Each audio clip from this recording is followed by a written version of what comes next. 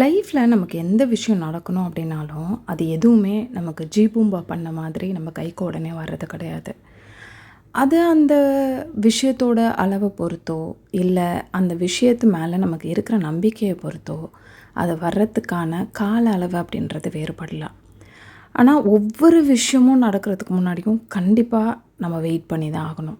ஆனால் அந்த மாதிரி வெயிட் பண்ணும்போது நிறைய டைமில் நமக்கு தெரிஞ்சோ தெரியாமலோ நம்ம என்ன பண்ணுவோன்னா, ரொம்ப பதட்டமாக எனக்கு இந்த விஷயம் நடக்குமா நடக்காதா, இது நடக்கலைன்னா நான் என்ன பண்ணுவேன், நடந்தால் நல்லாயிருக்குமே, இது எப்போ நடக்கும் அப்படின்னு சொல்லி ஒரு மாதிரி பதட்டப்பட்டு நம்மளே அந்த விஷயம் நம்மக்கிட்ட ரீச் ஆகிறதுக்குள்ளே அது ஏதோ சொதப்பி ஏதோ ஒன்று பண்ணிடுவோம்.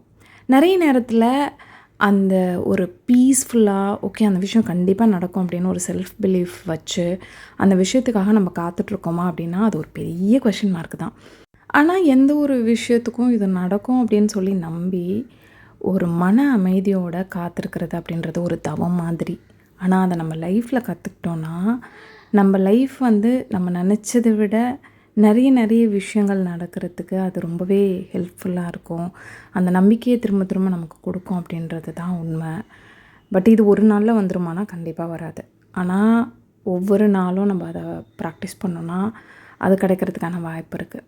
எப்போவுமே ஒரு விஷயம் நடக்கிறதுக்கு முன்னாடி ஒரு சூழ்நிலையை நம்ம சந்திக்கிறதுக்கு முன்னாடி நம்மக்கிட்ட இருக்கிற மனோபக்குவம் அப்படின்றது ஒரு லெவல் கம்மியாக தான் இருக்கும். அது நமக்கு அனுபவத்தை கொடுக்கறதுக்காக தான்.